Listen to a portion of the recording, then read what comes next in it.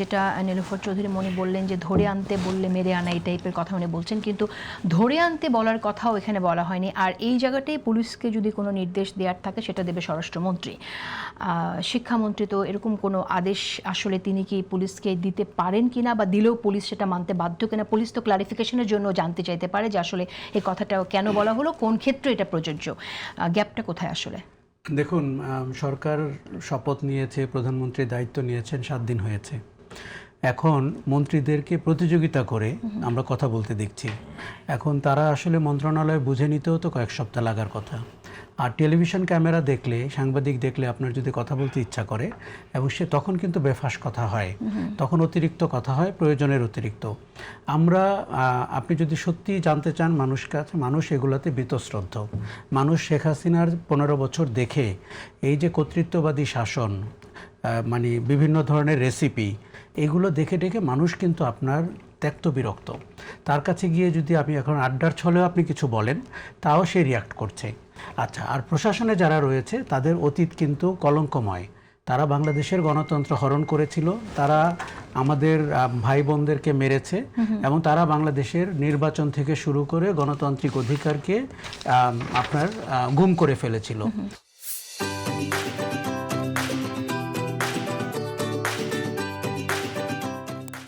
শিক্ষামন্ত্রী এই যে কথাটা বলেছেন যে সন্ধ্যার পরে ছেলেমেয়েরা ঘোরাঘুরি করলে পুলিশ দেখবে, এটি প্রথমত তার বলা উচিত হয়নি। আর দ্বিতীয়ত হচ্ছে, এটা তো স্বরাষ্ট্রমন্ত্রীর কথা না, কাজে পুলিশ কেন এই দায়িত্ব পালন করতে যাবে? দেখুন, আমাদের দেশে একজন তরুণ কিংবা তরুণীর ন্যূনতম কোনো সুবিধা নাই নাগরিক জীবনে। কোথাও বসে গল্প করার, আড্ডা দেওয়ার, বই পড়ার, বিনোদন করার, এটি আমরা সবাই জানি। তা কাজে সে যদি একটি পাবলিক স্পেসে যায়, সেটা পার্ক হোক, নাটকের অঙ্গন হোক, বিদ্যালয়ের প্রাঙ্গণ হোক, আপনি সেখানে পুলিশ পাঠাতে পারেন না। মোরাল পুলিশিং আপনাকে বন্ধ করতে হবে, এটি রাষ্ট্রের দায়িত্ব না। এই যে একটি দল মোরাল পুলিশিংয়ের গল্প বলে কিন্তু আমার ধারণা ব্যাপক ভোট হারিয়েছে। নারীরা কি কাপড় পরবে, কোন দিকে হাঁটবে, কত ঘন্টা অফিস করবে, এই পথে হাঁটতে গিয়ে দলটি কিন্তু আমার ধারণা আরেকটু ভালো করতো, তা কিন্তু সেই জায়গাটিতে যেতে পারেনি। এখন এই সরকারের যদি কেউ বাড়াবাড়ি করে, সেটা জনপ্রশাসন হোক, পুলিশ প্রশাসন হোক, আমার মনে হয় সরকারকে কঠোর হস্তে দমন করতে হবে। শাহবাগে বা সোহরাওয়ার্দী উদ্যানে যে ঘটনাটা ঘটেছে, এটি সবাই লাইভ দেখেছে। এটি ছেলেটির অধিকার রয়েছে একজন নাগরিক হিসাবে, কারণ সে তো কারো অধীনস্থ না। সে রাস্তা দিয়ে পার হবে না পার্কের ভেতর দিয়ে পার হবে, এমনকি তার ব্যক্তি জীবন কেমন হবে এটি রাষ্ট্র বলার কেউ না। কাজেই পুলিশ যে আচরণ করেছে আমরা সবাই দেখলাম, কি করে তাকে প্রহার করা হলো এবং কিভাবে তার উপর পুলিশ মানে ঝাঁপিয়ে পড়লো, এটি কোনো গণতান্ত্রিক রাষ্ট্রে সম্ভব হবে না। কাজে আমরা মুখে অনেক পরিবর্তনের গল্প বলছি, রূপান্তরের আকাঙ্ক্ষা দেখছি।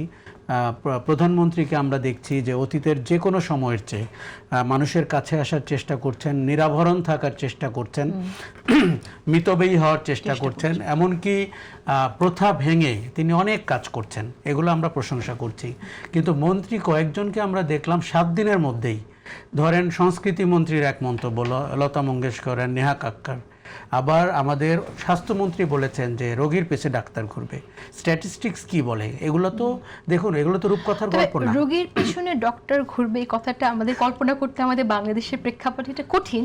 বাট আমরা যদি একটু একদম উন্নত বিশ্বের এই জায়গাটা একটু উদাহরণ দিই, সেটা হচ্ছে যে আপনার একটা ডিউ টাইমে কিছু টেস্ট করা দরকার, সেটা না করলে কিন্তু আপনার যুক্তরাজ্যে বা যুক্তরাষ্ট্রে কিন্তু আসলেই ডক্টর ঘুরে খবর নাই যে আপনারা কোথায়,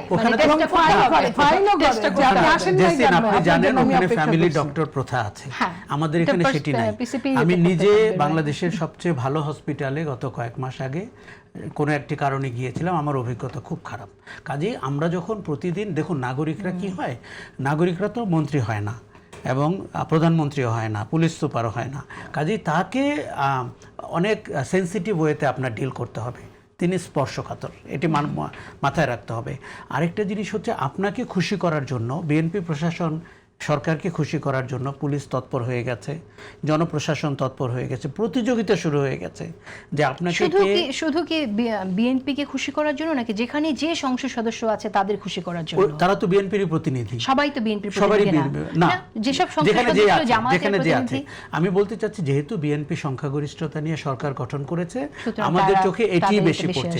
তবে আপনি একদমই রাইট, যে যেখানে প্রভাবশালী, যে যেখানে এমপি হয়েছে, যে যেখানে আপনার আপনার মন্ত্রী হবে কিংবা অন্য কিছু হবে, হয়েছে, সব জায়গাতেই আমাদের একটা অদ্ভুত রীতি দাঁড়িয়ে গেছে যে আপনি তাকে তুষ্ট করবেন, তাকে তুষ্ট করতে গিয়ে আপনি জনগণকে তুচ্ছ জ্ঞান করবেন এবং তাতে নাগরিক অধিকার হরণ করবেন, তার রাজনৈতিক অধিকার হরণ করবেন। এখান থেকেই কিন্তু মানুষের মনে তিক্ততা শুরু হয় এবং সে ভাবতে শুরু করে এই সরকারটি আমার না, এই রাষ্ট্রটিও আমার না, আর এই প্রশাসন বা পুলিশ আসলে অপারেশন চালাচ্ছে। এটা কিন্তু Okay, ভালো ফিলিং। ধন্যবাদ, শেষ ধন্যবাদ আপনাকে।